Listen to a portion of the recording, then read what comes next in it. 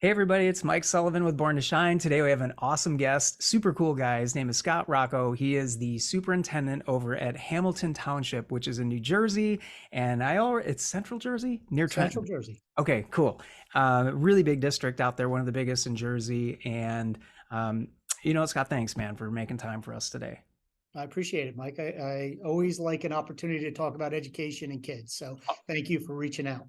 Awesome. No, my pleasure. Now, what was your journey like, Scott, to become the superintendent of such a big district in New Jersey? That's a really big job, a big responsibility, a lot of staff looking up to you, and teachers and admin and kiddos.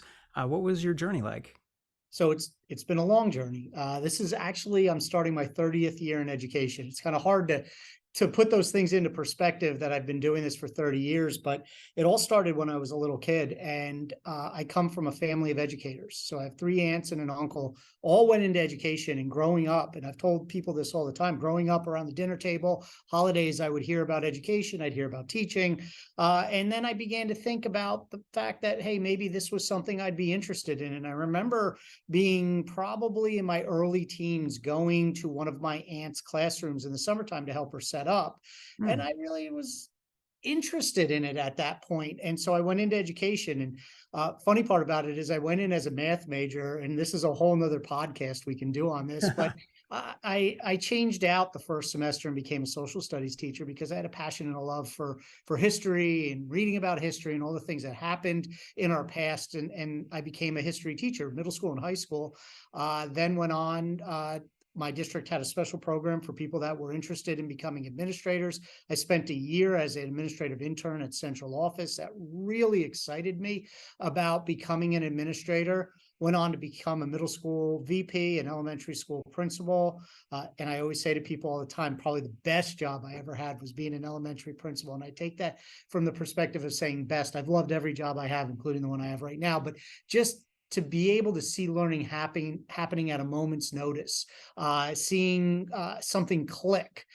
You saw that at the elementary level. You got lots of opportunities to see that.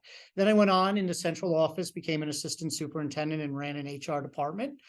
Became a superintendent in a smaller district, about 1,700 kids. And now I've been the superintendent here for over 6 years in Hamilton, where we've got 12,000 kids, 1,800 staff.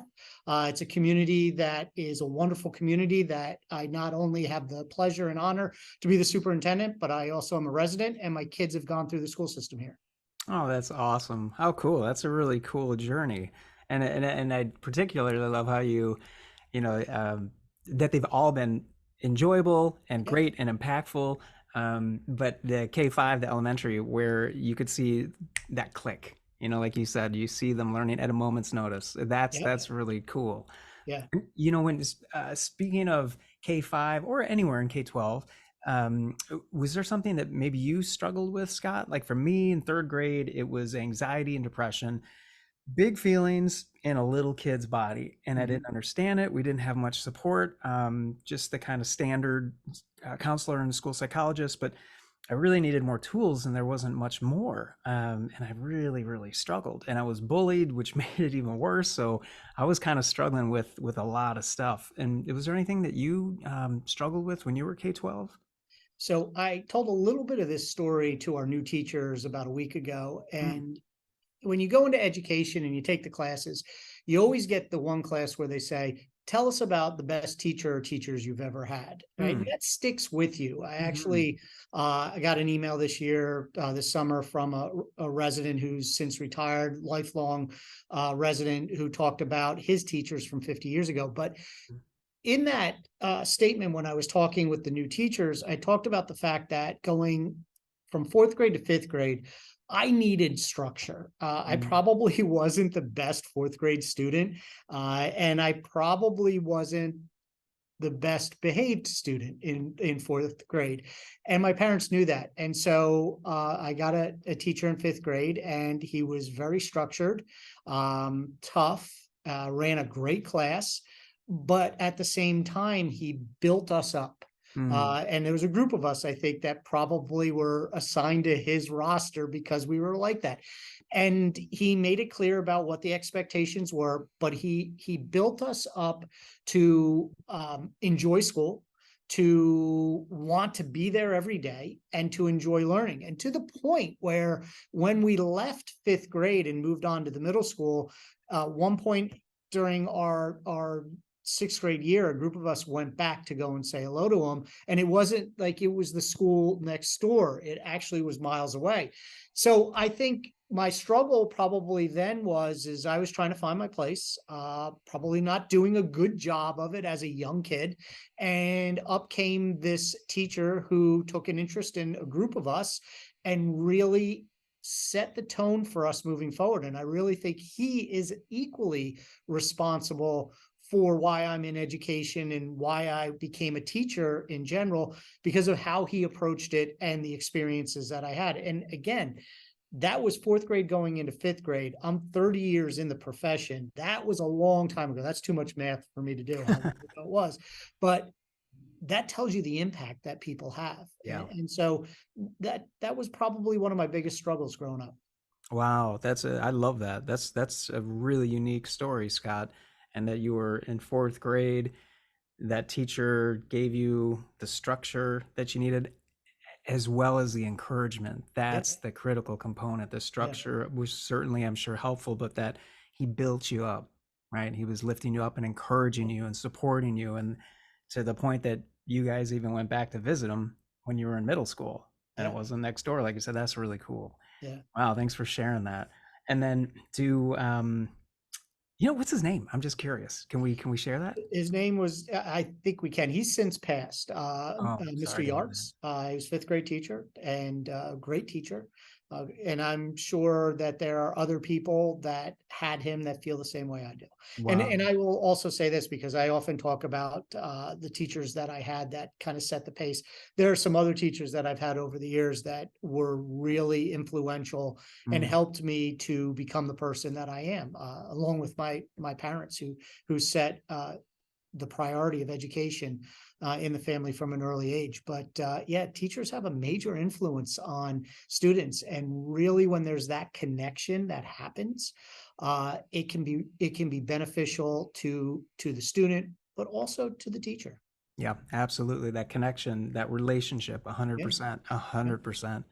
That's awesome. Love that. And what have you noticed, Scott, that's working well within your school district of 23 schools? I think that's quite a few. That's a lot of schools. What are you noticing that's working well to support your kids with their emotional and mental health? And maybe what do you notice that you would like to implement more of this year? Sure. What are your thoughts on that? Mike, I think you know this. Mental health for students and staff is a priority now coming out of the pandemic. Hmm. 2 years out of it, it's not one of those things where, okay, we're done. Let's move on. Let's go back to the way things were. There are things that have to be worked through. And so the connection with students is important. It's one of the things that I talk with my faculty and staff about all the time. It was part of my message today that I recorded for our teachers coming back to school and making that connection. We've done a lot of training with our staff, and we've increased the number of guidance counselors in our district. And some of those guidance counselors are floaters that can go into schools and help the staff, help the guidance counselors, help the administrators deal with a crisis, or take on something that is a pressing issue so the guidance counselor in the building can go and work with other students on a consistent basis. So that's one of the things we've done. This summer, my entire leadership team went through a mental health first aid training program, Mm, and that was focused on helping students when there is a mental health crisis and giving us some of the skills and tactics that we need to de-escalate a situation or mhm, identify a problem. mhm, And then administratively, we just went through a training called What Matters Most. And that was really for us to be able to prioritize in 4 quadrants what's happening. Are we in high stress and high need right now, or low stress but big important need? And really being able to have common language. So we've been doing a lot of that training to get our own skill sets up so that we can support other people. But then this year, what we're doing is every year I've had a theme when I've been a superintendent. I think it's important for the district to have this common theme, and we've had lots of different great themes, but this year, every day counts is our theme. Mm, I like And that. that concept is we get 180 days with kids. We get 180 days to work with them. And our priority is, yes, it's learning over those 180 days, but it's also connections. Hmm. It's also problem solving. It's also helping kids to work through difficult situations. And so within every 180 days, there are moments. And so, how do we work on each one of those moments so every day counts? And what I've challenged our new teachers with during new teacher orientation and have approached our existing staff with is not only does every day count for our students, but it counts for each of us. So Mm, how can we help each other? And yeah. our new teachers, I say, go get yourself an accountability partner in this room. We have a lot of teachers in our district. We have a lot of new staff in our district. Go find somebody in another building, somebody you're going to match up with. And throughout the school year, you're going to hold each other accountable. Send a positive text. See how somebody's doing.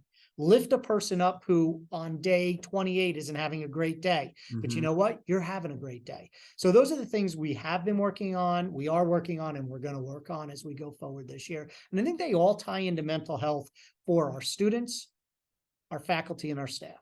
Yeah, love it, Scott. That's awesome. That's so great that you guys are doing that. And are there any final thoughts or something on your heart that you'd like to share with someone? Maybe it's a student watching this. Maybe it's a parent. Maybe it's a teacher. Maybe it's someone at the district level that's going through just a lot. You know, Yeah. whatever's on your heart. If you just thought, man, I wish Michael would have asked me that. Why didn't he ask me this? So that's it's all you. Yeah, I think schools are a vital piece of our society, and learning is our primary responsibility. But we are all there to work together. Mm, We are all there to help each other. So if there is a student or a family or a staff member who's having a problem, reach out to somebody, reach out to anybody, reach out to a colleague, a friend, your administrator, the superintendent of schools. We're all here to work together. We all want to be successful, and each person's success relies on other people helping each other. love it, Scott. Thank you so much for joining us today. Really, I just appreciate everything you've shared. Love what you guys are doing. I feel it in your heart how much you care about kids, and that word connection has come up so many times. So it's so cool. Yeah, I envision your district as one huge family, just one big family that's there to support each other. When someone's struggling, you're all there to lift each other up. So thanks for making Appreciate time with that, us. Mike. And thanks for the opportunity. This has been great.